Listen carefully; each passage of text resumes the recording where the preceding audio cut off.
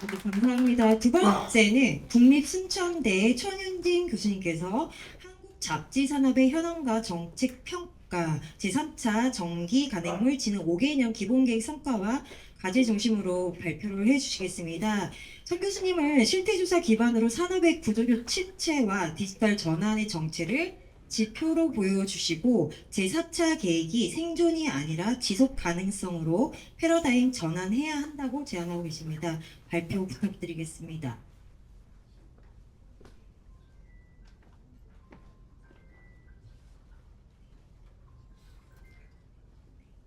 네, 안녕하세요. 국립순천대 천현진입니다. 반갑습니다.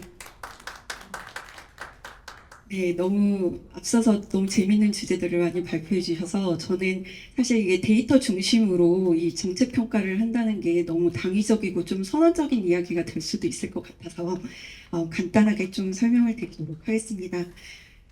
네, 뭐 이제 잡지 산업 현장에 이제 계시는 분들이 더 체감하시는 부분들이 많겠지만 코로나19 이후에 산업에 대한 이제 성장의 기대 효과들을 다 아마 기대하고 계셨을지도 모르겠습니다.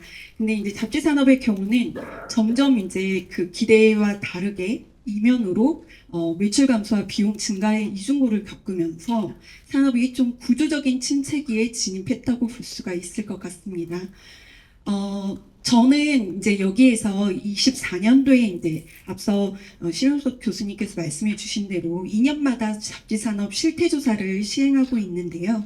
여기에서 이제 데이터와 지금 이제 4년차 이제 막바지로 이제 접어가고 있는 제3차 정기간행물 진흥 5개년 기본계획의 정책적인 성과와 그 다음에 현장에서 느끼는 부분이 얼마나 좀 차이가 있었는지를 좀 말씀드리고자 합니다.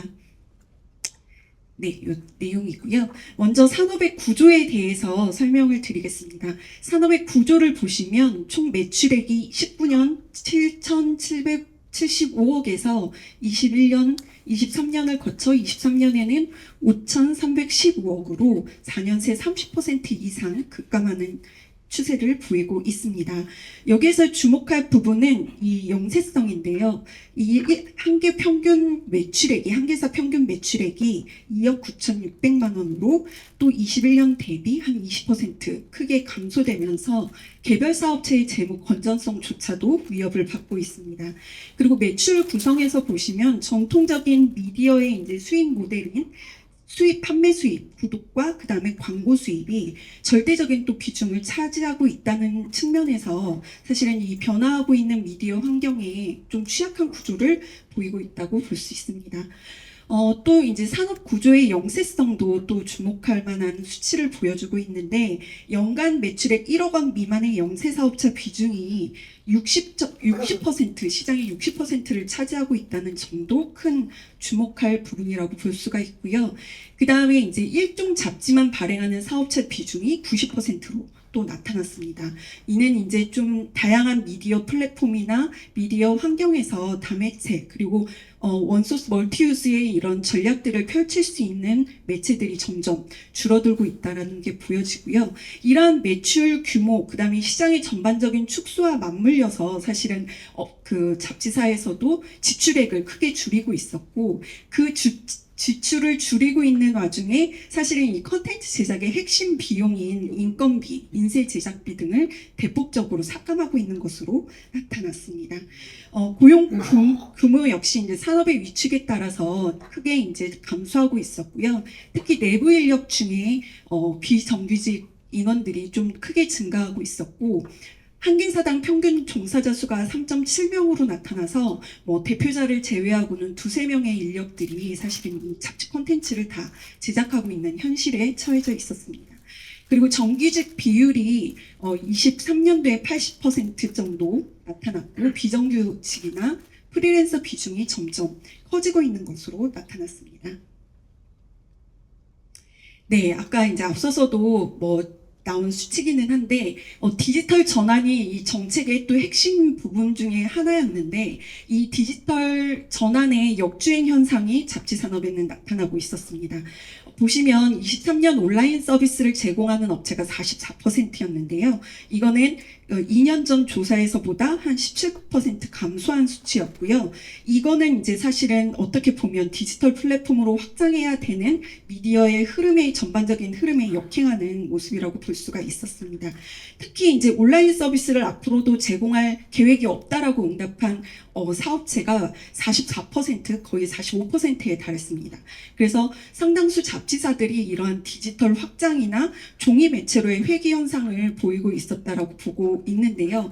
이 중에 이제 가장 큰 원인 중에 하나가 사실은 온라인 서비스를 도입하고 나서도 매출에 크게 변화가 없었다라는 응답이 가장 크게 83.8%로 나타났습니다. 사실 이 디지털 전환이라는 중대한 정책과 환경에 놓여져 있는 잡지사들이 수익 창출로 단순히 이어지지 않기 때문에 온라인 서비스를 굳이 할 필요가 없는 것으로 나타난 거죠. 그리고 이제 뭐 고비용의 구조도 이러한 장벽으로 나타났습니다. 신기술의 수용에서도 지체 현상이 나타나고 있었는데요. 그 생성형 AI를 도입하고 있는 업체가 몇 개나 되느냐 이렇게 조사를 했을 때 실제 8.9%밖에 되지 않았습니다. 또 특이한 점은 이 8.9% 중에 소규모 매체들이 대다수를 차지하고 있었고 소규모 매체들이 AI를 활용하는 이유 중에 하나가 사실은 이러한 제작 비용을 조금 더 아끼기 위해서 사용하고 있는 것으로 나타났습니다. 정책의 수요는 사실 디지털 유통에 대한 지원보다는 인력, 그 다음에 체제 장비, 영상 편집실 등 인프라 구축에 대한 수요가 더 높게 나타났습니다. 글로벌 진출 관련된 정책에서도 내수 중심의 이제 그런 시장 여건이 이제 있었고요. 해외 유통 경험이나 컨텐츠가 있는 사업체들은 6.6%에 불과했고, 그 다음에 상대적으로 이제 규모가 큰 그 잡지사들이 이러한 이제 글로벌 진출에 이제 조금 더 다수를 차지하고 있었고 영세 사업자들은 이런 글로벌 진출에 어려움을 겪고 있는 것으로 나타났습니다. 진출의 형태에 있어서도 해외 유통의 거의 64%가 단순한 해외 배송에만 머무르고 있어서 이러한 부분들도 앞으로 해결해야 될 부분인 것 같습니다. 그리고 이제 해외 진출의 가장 큰 장벽이 무엇이냐라고 이제 조사를 했을 때 자금 확보가 가장 큰 원인으로 지적이 되기도 했습니다. 그래서 이러한 부분들도 추후 정책에 이제 반영해야 될 부분인 것 같습니다. 그리고 이제 가장 큰 부분은 사실 독자가 이제 상실됐다는 부분인데요. 이거는 경제의 이제 침체와 더 맞물리지 않고라도 사실은 매체 가치에 있어서의 근본적인 위기임을 보여주는 걸로 보여집니다. 네, 다른 부분은 뒷부분에서 다시 설명을 하겠습니다. 3차 기본계획은 이제 크게 4가지 전략으로 추진이 됐습니다.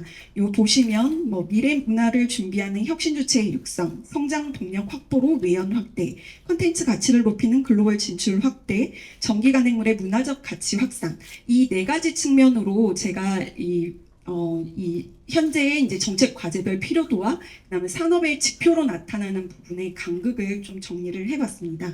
이 부분은 그 발제집의 94페이지를 보시면요, 제가 4개의 부문에 있어서 표로 간략하게 정리한 표를 봐주시면 될 것 같습니다.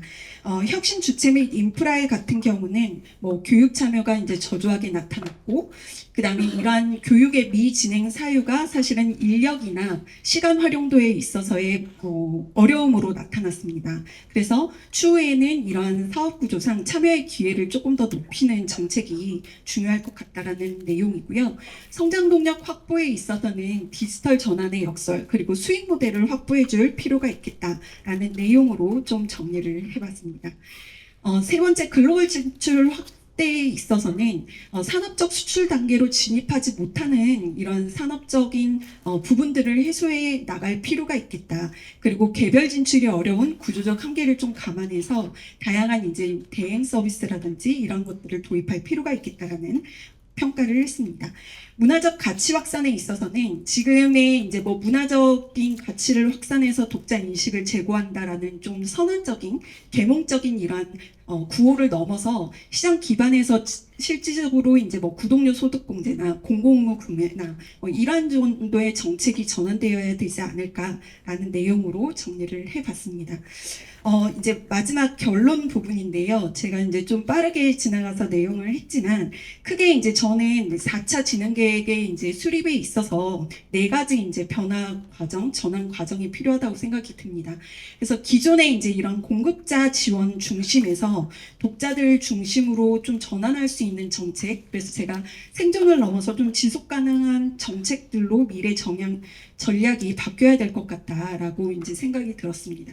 지금 뭐 우수 콘텐츠 선정도 좋고 제작비 지원도 실질적으로 좋지만 이 양질의 잡지를 만드는 비용을 보전하는 데 집중하는 것이 아니라 실제 독자 기반의 수요를 어떻게 창출할 것인가, 잘 만드는 것을 넘어서 어떻게 잘 익히게 하는 환경으로 조성할 것인가에 대한 좀 패러다임 전환이 필요하겠다라는 생각이 들었고요. 이 패러다임 전환을 위해서 아까 이제 뭐 언급도 나왔지만 잡지 구독료의 소득 공제라든지 아니면 공공 구매, 뭐 바우처의 도입이라든지 제도적인 유인책이 마련이 되어야 될 것 같다라는 거고요. 그 다음에 온라인 서비스 도입을 이제 정책적으로는 계속 뭐 이렇게 독려를 해왔지만 사실은 비즈니스 모델이 부재하다는 측면에서 그 실제 현장에서는 적용되지 못했던 부분들이 있었습니다. 그래서 이러한 이제 지표들을 개선해야 될 것 같고, 그 다음에 디지털 혁신 부분에서는 단순히 디지털 전환을 지원할 게 아니라 경제성, 수익성을 실제로 확보할 수 있는 방향으로 전환이 되어야 될 것 같다. 그래서 영세 소규모 사업자에 특화된 뭐 생성형 AI 서비스를 도입한다든지 인프라의 지원을 고도화해서 유통보다는 제작 역량을 강화한다든지 이런 부분들이 필요할 것 같습니다.